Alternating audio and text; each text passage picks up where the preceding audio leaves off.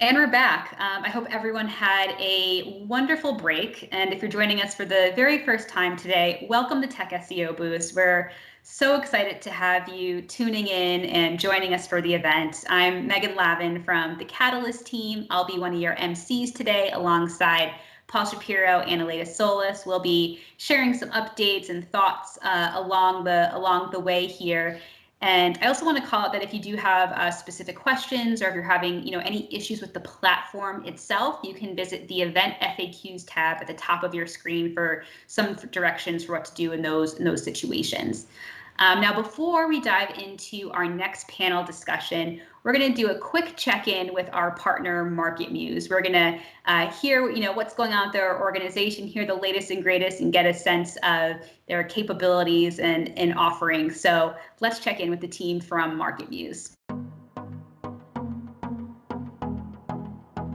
Hey, Tech SEO Boost. My name is Jeff Coyle, and I'm the co-founder and chief strategy officer for Market Muse. Market Muse analyzes millions of articles on demand and uncovers topic gaps and opportunities to provide personalized metrics to give you a competitive advantage in search. If you're scaling your content operation, you can now get well-researched, long-form, artificial intelligence generated content within 24 hours with our newest product, Market Muse First Draft.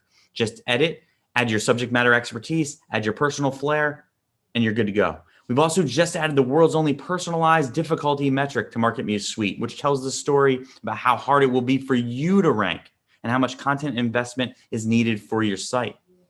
Let AI do the time-consuming topic, linking, and competitive research for you so you can be strategic with your SEO. Visit marketmuse.com and use code TechSEO2021 for 20% off. You can also join our Slack community for lively tech SEO discussions and content strategy work at bit.ly.com/content strategy collective, where there's over 1,500 professionals doing it every day. Cheers, Tech SEO Boost.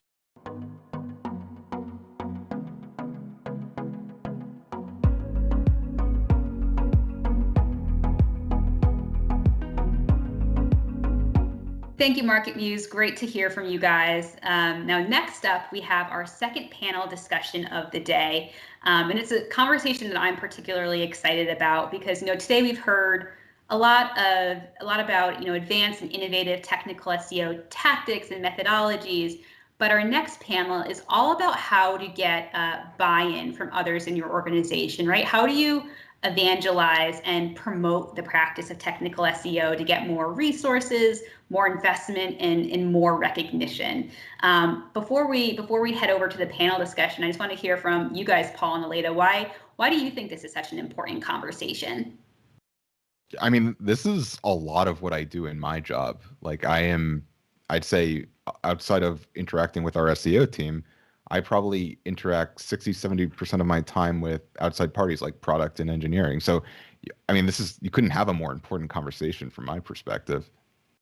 Indeed. It's interesting because even if you're a technical SEO, the more you are a technical SEO, the more important is to understand and to develop your communication skills, not only to be able to communicate the importance to the C-suite and gain also support and investment from their side, but also to be able to align those resources and implementation and execution with other teams.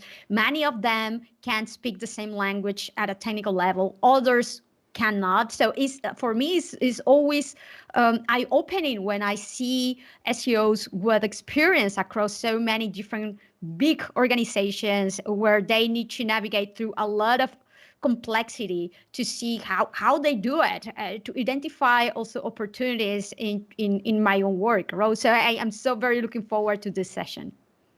Wonderful. Thank you, guys. And I couldn't agree more. So without any further ado, we'll kick things off to Chris to start the panel conversation. Hi, everyone. I'm Chris Humber. I'm the managing partner at Claris. Been in the digital marketing industry for over 20 years. Let's go ahead and get started. We've got a fascinating conversation lined up to talk about evangelizing technical SEO. And so let's get right at it. Let's start with introductions. Shelley? Hi, I'm Shelley Fagan. I work for Cox Automotive, which is Kelly Blue Book and Auto Trader. I am a senior SEO product manager. And I've roughly been in the industry about 18, 19 years now. This is actually my first venture in-house. So before that, I was agency side and consultancy side. So it's been quite a wild ride. So I'm excited to be here and talk about my experience today. Fantastic. Tessa? Hi, everyone. Tessa Natick, also from Cox Automotive, focusing on Kelly Blue Book and Auto Trader. I am the director of SEO. Recently new to this organization since late September, but prior to that, worked for Dick's Sporting Goods and have an extensive background in e-commerce SEO. Fantastic. William? Hi, I'm William Alvarez. I'm a director of SEO with Catalyst. I've been in the industry for over 15 years now. I currently work with a myriad of industries within search, and I've also worked in-house on the client side on different institutions, and also collaborate with the startups in capitalizing SEO and helping them unlock the most value out of the industry. Fantastic. And Lara? And I am Lara Pierre. I am the Director of E-commerce and Digital Marketing at Music and Arts, which is a part of Guitar Center. I've spent, prior to this role, I was at Marriott for about 6 years in various roles in e-commerce, product, and mobile. I also had my own e-commerce and retail company, and started my career in Germany building mobile apps for brands. Fantastic. We've got a well-versed and diverse panel. Let's go ahead and get started. Let's jump right in with our first question. Now, I'm always fascinated with where SEO sits within organizations. Obviously, there's this back and forth in terms of where's the proper, destination for SEO? Does it sit in its own silo? Does it engage within other groups? So I'm curious to hear from each of you, where does SEO currently sit within your organizations? And more specifically, how is it perceived by senior leadership? Sure. So maybe I'll start, because this is a topic that our team over at Music and Arts and Guitar Center, we've been talking about this quite a bit, and have actually enlisted help from Catalyst to get some perspective for us on how other companies are handling this, how they're organized, so we can evaluate that for ourselves. So currently at Music and Arts, SEO sits under me, under e-commerce and digital marketing. And when I started here about 6 months ago, we actually didn't have an SEO role. So one of the first things I did was actually carve out that role and get funding for it. And that person just started this past week. So excited to see that rolling for us. And then on the Guitar Center side, it sits under direct to consumer. We've got 2 extremely bright SEOs sitting on that team, which covers e-commerce, digital marketing, as well as call centers. And as far as perception goes, it really varies the whole gamut, right? So it depends on a couple things. Does it actually touch or influence your role at all? Because if it doesn't, more than likely people don't care.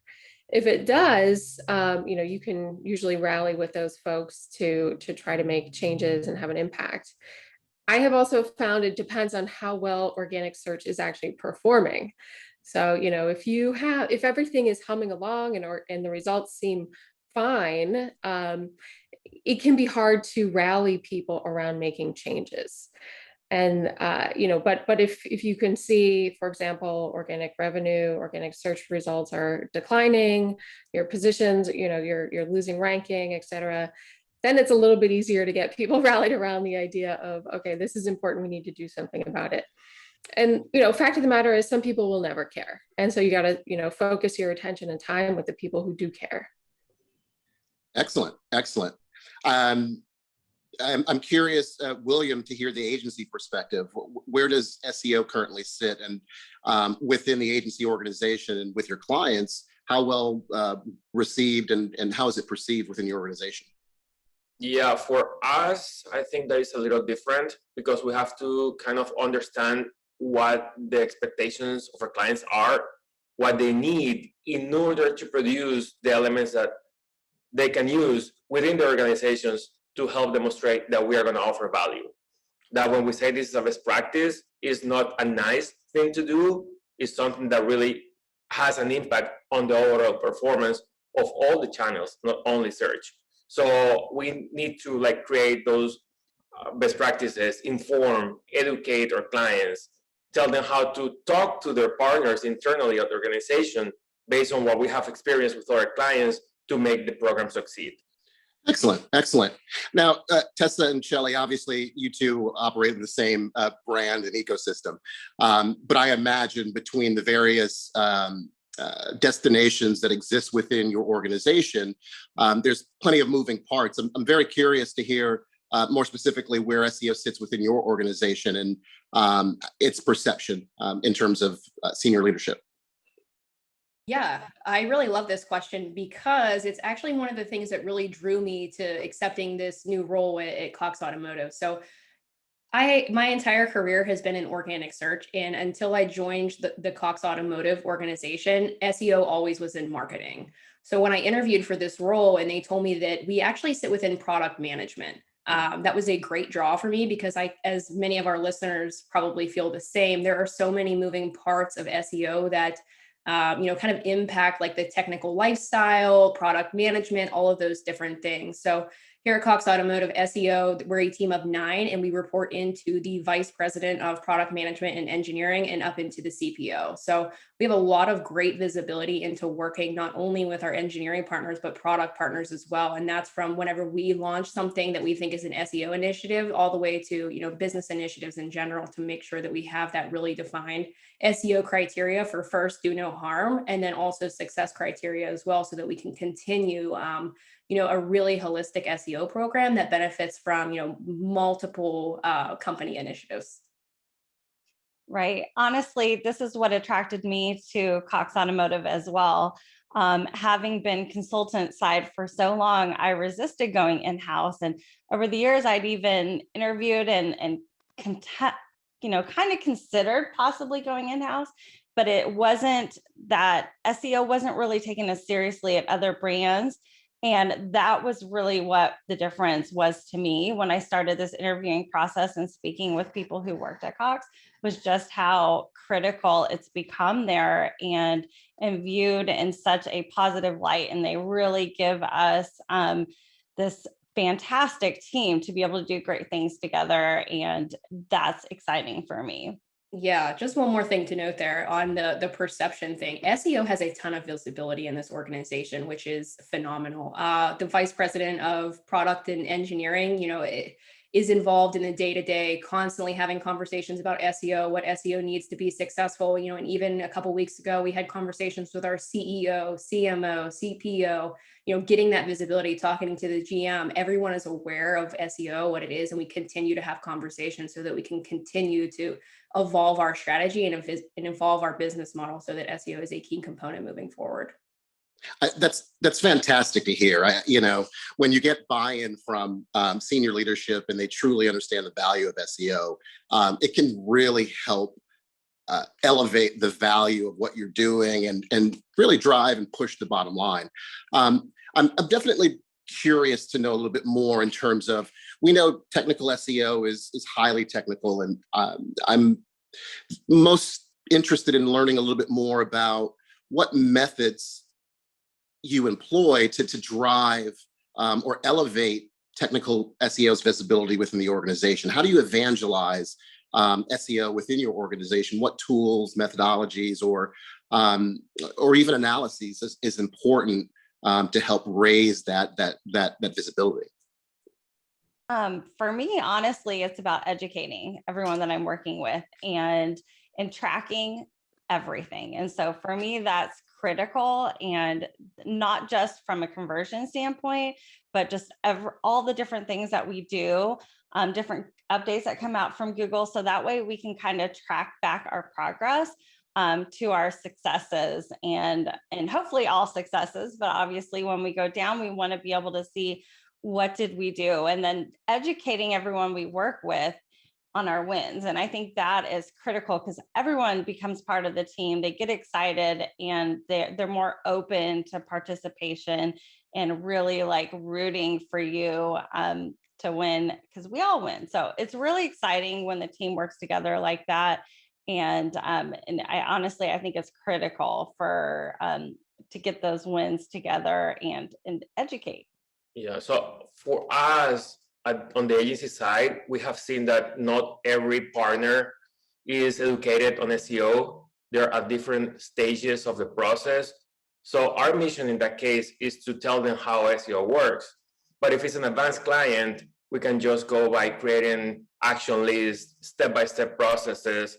When they're very savvy, they only need a link to documentation on the official Google guidelines, and they take it from there. And we probably provide ways to validate implementations. And we talk to the marketing folks about what are the outcomes that they can expect. So it's about providing those actual elements that help them practice, implement, and track what we're doing. And on the music and art side, I think it's very similar to what Shelley and Tessa were saying too. It's about the socialization, right? I mean, getting support all the way from the CEO on down to the developers, because you need everybody at every stage and level of the organization to be on board. So, from a boots on the ground perspective, we operate at Music and Arts in agile teams. So even for strategy, so not just product development, which is kind of similar to what Tessa was saying, that allows us to get the visibility all the way up to the top leadership levels and have people in our agile teams talking about it every day. So then you've got, cross-pollination, people from other groups coming in and learning about and sitting in our prioritization discussions to understand how important it really is. And then, I'm taking that back up to our weekly leadership meetings, my one-on-ones with our president, and then even, meeting directly with the CEO of Guitar Center and the management committee, which is his direct reports. And so and when you get to those levels, it's about how do you simplify the language? Because honestly, they don't have time to figure out the technical side of things. So it takes time to sit there and translate something that's very technical into something that is very easy to understand, not because they couldn't understand it, obviously, but because they just literally don't have the time. So I do spend quite a bit of my own time figuring out, how do I say this in the most succinct manner to communicate it well up to leadership levels. Yeah, I love that. And I think, having senior leadership understand and be on your side is extremely important. But what is also equally important is the people that you're working with to the day to day. So as a leader myself, I've been trying to foster an environment in my team that we do our due diligence and do right by our engineering and product partners. And that includes like stopping the use of the phrase SEO is a black box or this is best practice, because at the end of the day, what does that really mean? And to our partners, it doesn't mean a whole lot. So what we really have strived to do over the last 6 to 8 months, and we're continuing and we have room to grow on this, is provide success criteria for all of our features and stories that we're putting through the pipeline, so that whenever we sit down at the end of the day and they're like, how do we prioritize? Because large enterprise organizations are always going to have a million, number one priorities. So what we do to help in that capacity is we very clearly define what we can expect to get from these results. And sometimes that has to ladder into other initiatives, but we at least give them, a range to expect. Like, if we do this, we're going to get X and Y. And whether that's going to be within 6 months, or if this is a long-term play, and making sure that we give them that information so that we can fully support them and encourage them to want to do the SEO work. It's very much like the never-ending sort of story, right? It's a constant dialogue. It's not just sort of putting a flag in the ground and saying that this is our goal, but being able to report back on the performance over time and modify your strategy or engagement however necessary. I think over my career, I've always said that SEO, the folks that the practitioners, we are fundamentally translators, right? We take the complex and distill it into something that's easily digestible. And it's challenging for many because we live in the world of SEO, so we love the geekiness of the technology and the various implementations. And sometimes we have to contain that or redirect that energy. I'm definitely, it sounds extremely positive, and it sounds that each of you have been extremely successful in your endeavors and your projects, but we all know that that's not always the case, right? There's always those roadblocks, hindrances. So I definitely would love to hear a little bit more about what some of those biggest challenges that you've experienced within your organizations, or even within your experience, your collective experience when it comes to technical SEO. What are some of those challenges and roadblocks that were either a life lesson or an unfortunate end to a particular project? And I'd love to start with Tess on this one. Yeah, great. So I would say one of the biggest challenges, especially in enterprise SEO, is that good enterprise SEO is not just being, better at the basics or doing best practices. And that's for a lot of reasons. And when I came into this organization, I realized this very quickly. And, the one thing I would say that we learned and that we do to better, evangelize our SEO is compromise. That's not always a word that we want to hear whenever we want to get work done and, we really want to be able to impact change. But at the end of the day, it's so important to understand like the cross-functional responsibilities of the teams that you work with, because sometimes those best practices that you want directly conflict with the way that we may monetize as a business. So really taking into consideration what you want to do and making sure that you socialize that with people that you may not realize that it's going to have impacts to. I remember a very specific case when I came in and we're like, yeah, let's just change the page template to this because it makes sense for organic search. And we were kind of had our blinders on and we were full steam ahead saying like, okay, we're going to do this. And that stopped very abruptly because we realized it impacted with the way that marketing was using it. So we had to go back to the drawing board. And in a sense, we had to do rework because we didn't have a plan B. So always bringing your ideas to the table, having those discussions before you decide that you're going to really move forward with something. Make sure that you have, stakeholder buy-in from every different component, and then moving forward. And again, sometimes you think plan A is the best option, but plan B is actually the best holistic option. So we face those challenges every day. And like you said, we have a lot of positive support for SEO, but the bottom line is like good enterprise SEO is challenging, and making sure that, we have a team in place and those relationships across the organization to continue to, build and drive those. So I would say that those are some of the biggest learnings and biggest challenges that will never go away. So just learning to really work with those partners is definitely key to success. So what I see here is that there should be a lot of collaboration, where we think that as SEOs, we have the capability to impact every aspect of the organization, of the programs. It's not always like that. We have to talk to other teams who were already working on some other ideas that also are of an equal priority.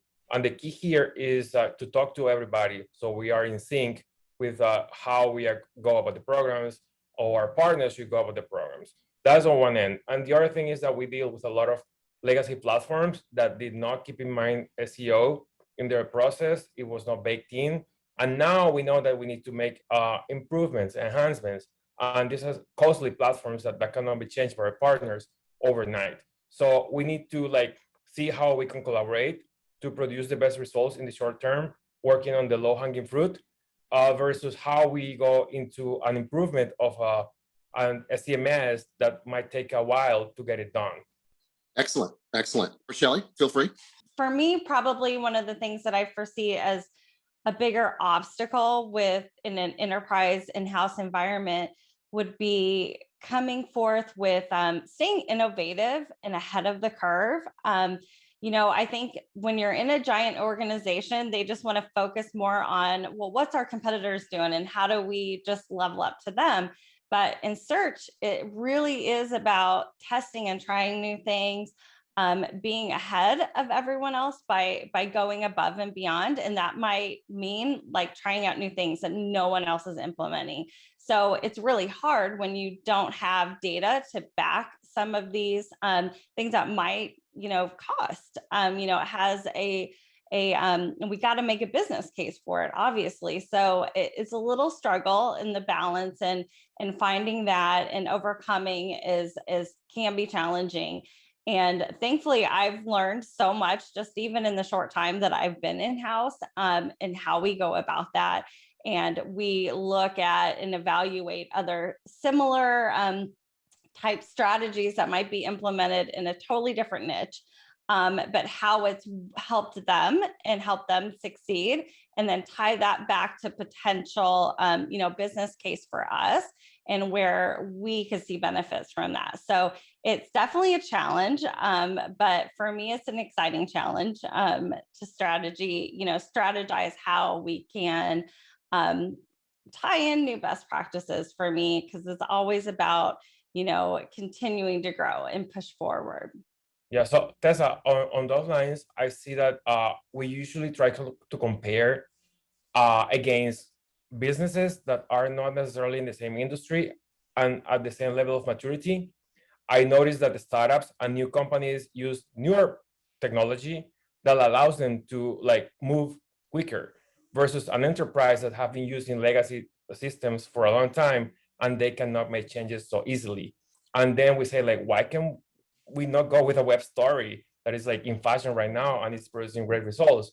And we can do that. And we have to make up any number of scenarios until we get there. And so you're right on that. Yeah, I agree with that. And just one more thing to say is that is so relatable. Just in my, not even just my current role, but in my past, it's we see all of these great examples when you really go outside of the industry you're working in, and the opportunity and potential is huge. But sometimes that results in, to Shelley's point a few minutes ago, is we've got to spend money or we've got to change the way we're doing things so that we not only have a competitive edge to impact change now, but in the future. So I think that's a big thing that our team has been working on this year is we want to do X, Y, and Z, but how do we do it? And sometimes that's not just how do we do it with what we have today, but what can we have tomorrow and how do we get it so that we can continuously grow? And there's always going to be tech stack changes and things like that, but getting away from those old legacy systems so that we can compete in a way that we see people in e-commerce competing, real estate, different listings, and really just taking a book or a page out of their book, which it's not reinventing the wheel. We see them doing it and there's a way that they're doing it. So let's do it that way too. Yeah. Take what works. Go ahead, Lara. Yeah, I think all of this boils down to trying to convince people of things, which the truth is it's really hard to do that. And I've definitely learned it the hard way. You can make all the fancy PowerPoints you want, have the most well thought out arguments, have all the data.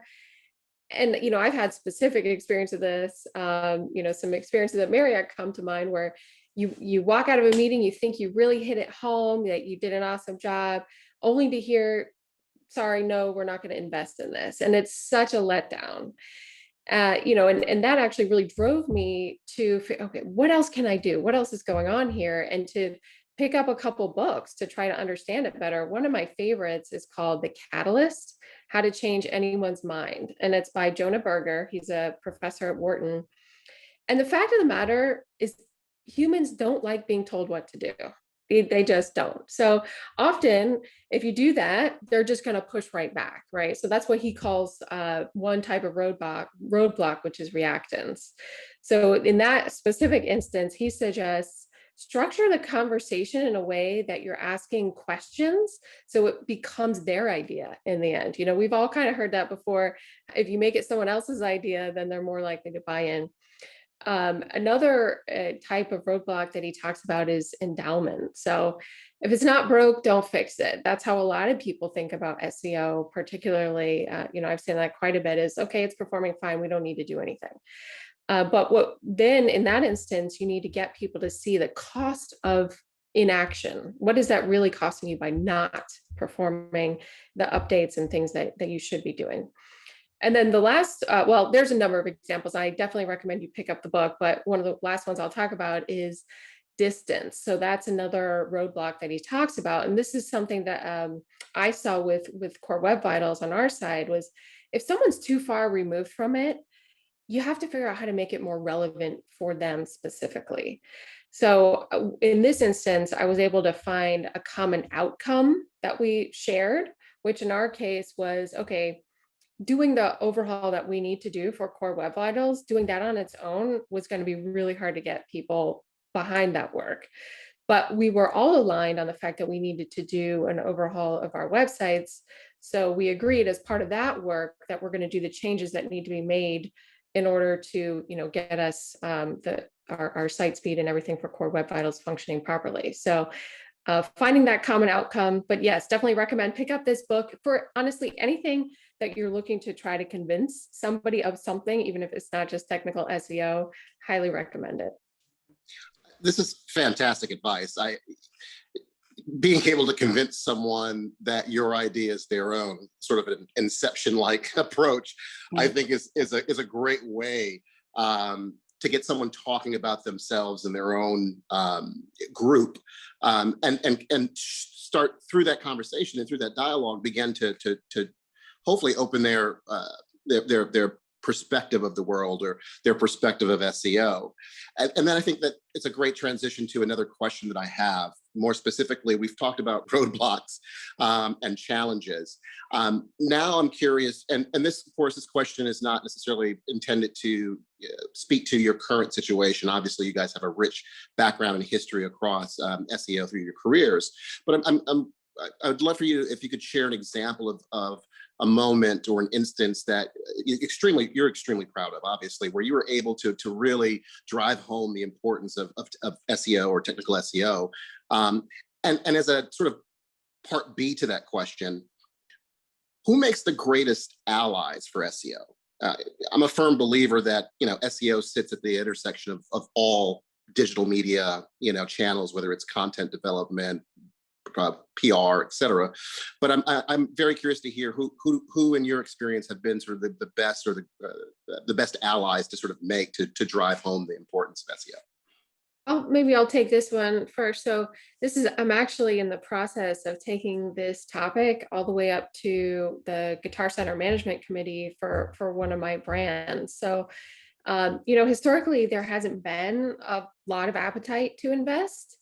And so getting people to see that what this inaction is costing us is that endowment roadblock that I talked about a few minutes ago, showing here's where we are now, here's where we could be, but guess what? Here's what's going to happen if we don't do, these improvements and these fixes that we should be focusing on. And for that group in particular, it's all about the revenue. So our revenue from organic search specifically, but the key piece about it really though is, before you walk in that room, make sure you're having your meetings before the meetings, right? So that's what I'm doing right now is making sure there's having the alignment with at least half of that group, so that when you walk in, you've already got the support from them, and it's more just like, yes, how can we support, and then bringing the rest of the folks along. So I had an amazing boss at Marriott who was just masterful at this, making the meetings before the meetings. It was like absolutely key, getting that alignment. So, I'm meeting those folks this week, and I've got support already, and feel confident going into that meeting that we'll get the support that we need. And so, yes, I've been mostly at this point talking about executive level support at the same time, and that is absolutely key. My boss, the president of Music and Arts, has been an amazing ally. I'm able to kind of use him whenever we're hitting up against roadblocks from a prioritization perspective, but also the boots on the ground. So like our marketing team, particularly from a content perspective, what I always like to say is what's good for the customer is good for the company. And we see that all the time. They want what's best for the customer, of course. And so if we can find where those two things intersect, then we're really, able to collaborate well. For me, as a product manager, I would say it would be like my development team that I work with. I have a fantastic team, and we also work in an agile environment, and which is something that I have absolutely grown to love. But you definitely need to have that support of your team. They have to sit down every week and prioritize what to put into a sprint, and what makes it and what doesn't, and the priorities. And for us, that's where I say education is key, them understanding, why we need to make this implementation and how it's important to our goals. And then having that support of that team really makes all the difference in the world. And I'm going to answer the question backwards, actually. I'm going to, echo what Shelly said, that we have a really phenomenal engineering and product teams at, at Kelley Blue Book and Auto Trader. And, I would say that we really foster an open dialogue type environment here. So we constantly are, hashing things out. And sometimes that is tough conversations, saying like, we don't see the value. Like, can you explain it a different way? And going back and forth until we either A, come to an understanding, or B, it falls into a different prioritization than we initially thought. And I feel as SEOs, we sometimes want to be like, well, engineering said no, or well, product said no. So like having these hard conversations to say like, they said no and they were right because we agree that this is a higher priority. We can't always be selfish in the nature that like we want SEO work done, because yes, there is large opportunity, but to what Laura said, like we want what's best for the consumer too. And if this sprint, that means that it's UX work or it's performance work, like we have to take the high road and say, yes, we understand that, we'll deprioritize for sprint 1, and then we'll pick it back up in sprint 2. So the other thing I wanted to say about, large success is, or something that worked really well that I'm really proud of is, over my career, and we have a lot of conversations about resources or capacity and things like that, but, really empowering your team to understand the changes that they can make, even when it's at a granular level, because when you scale small efforts like that, the results can be phenomenal. And the team that I worked with at Dick's Sporting Goods, we, 1 year for our holiday season, which is, the large amount of our revenue, it was, we had to sit down and think like, okay, we're in code freeze, but what can we do to impact change? And we had built tools over the years to really give us that self-service ability to make changes and make impacts. And we had come up with a strategy that, I won't reveal what it is because it still works very well for them, but we worked hard to make the updates ourselves, to put the effort in on whether it was Black Friday, Cyber Monday, and kind of work around the clock just for a few days. And the results were phenomenal. And it was just really eye-opening to say, like, not everything that is valuable has to go through engineering or through product. There are things that we control as SEOs or that we hope to have the control of that can really impact change. And I think that that's a big thing that we're doing in Kelley Blue Book and AutoTrader is trying to put ourselves in that similar position, that whenever we do have constraints due to other business objectives, that there's still things that we can do on the day-to-day to really, drive business results. This has been a great dialogue, a great conversation. Let me try my best to summarize this final question. It's probably a staple that many will get, but to our viewers, the listeners, the watchers, the folks that are out there across a multitude of positions in SEO, whether they're boots on the ground or strategy. And William, I want to start with you with this final question. Based on your experience, what would you say is the most important piece of advice, that singular piece of advice that you could give to the viewers and the listeners that are out there when it comes to successfully evangelizing technical SEO? I think SEO is bigger than ever. There are so many levels of specialization that deserve a lot of respect. So we've seen a lot of growth in terms of technical SEO. And it used to be that SEO would sit in the head of one person. And it is so important to let the channel grow and give the importance that it needs and allow it to go like that. Maybe technical SEO is a whole different world that needs to be taken care of, and assign people who are just dedicated to that. Excellent. Lara? Sure. So I would say, the most important piece of advice I would have is don't forget the human side of it. Be surgical in identifying the specific roadblock that you have and tailoring your response accordingly. So recognizing that the same tactic isn't going to work for every situation and every person. Get underneath the psychology of that individual. Otherwise, you'll waste a lot of time and effort that nobody wants to do. Excellent. Shelley? So for me, my best advice to give someone would be to network. Attend these webinars and continue to educate yourself. But when in-person conferences pick back up, absolutely attend them. I can't even tell you, for the longest time, I was always on the outside looking in, and I never traveled to conferences. And it was career changing once I did. And not just from the education that I received from going to conferences, but more so the relationships that I've formed and the network that I've built through networking at these events. And it's allowed me to create this strong network of supportive individuals who come from so many diverse backgrounds and experiences that I can tap into at any time and reach out and ask for help, bounce ideas off of, or just be there as a general support system who understands what you're going through when you have a bad day. And that really makes all the difference in the world.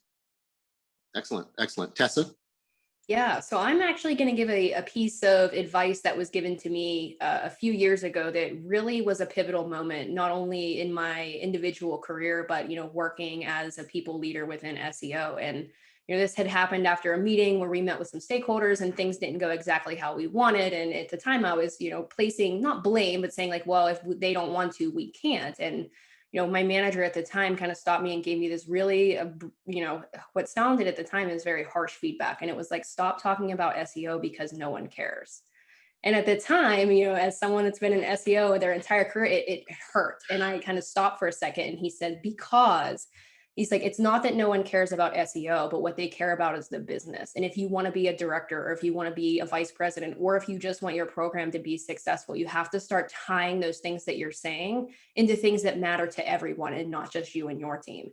And at the end of the day, all of the initiatives that we bring to the table, at least 90% of them, even if they're primarily for traffic acquisition, at the end of the day, they likely can be beneficial from somewhere else. And, if we're giving a presentation, it's like, hey, we want to redo our tagging structure for this. And you start to see eyes glaze over and you're talking about SEO. It's because you need to pivot and say, yes, this is extremely beneficial for SEO, but this is why it's important for site integration, for engineering, for product, for technology, because we can build, a holistic plan. And that's not just a marketing plan or a technical plan. It's across the board. And it's like, we can do all of these things that benefit all of us here at, our organization, and really taking that to heart. And every time you're putting a presentation together or putting a business initiative together, think, put SEO behind you. And what does the business get, whether that's traffic and revenue or ways to use the technology for other things, really just take that to heart and, make that change in whenever you talk about your program from the day to day. That's fantastic. And I would echo that sentiment. Basically, I find that many people tend to sit within their own group, sit in SEO. All I do is eat SEO. I drink SEO. But I think the most successful individuals are the ones that have the ability to learn what each individual team within your organization does. So that way you're able to better communicate the benefits of SEO in their own language. That was a fascinating conversation. I want to thank our panelists for giving up their time. And to the viewers out there, hopefully there was some great nuggets of information for you. We're going to pass it back to our host, and thank you very much for your time. All right. Thank you. Great conversation. Chris, Shelley, William, Tessa, and Laura, that was great. Thank you again. That was indeed an amazing conversation. I really, really enjoy it, as I am sure that I will join our next session.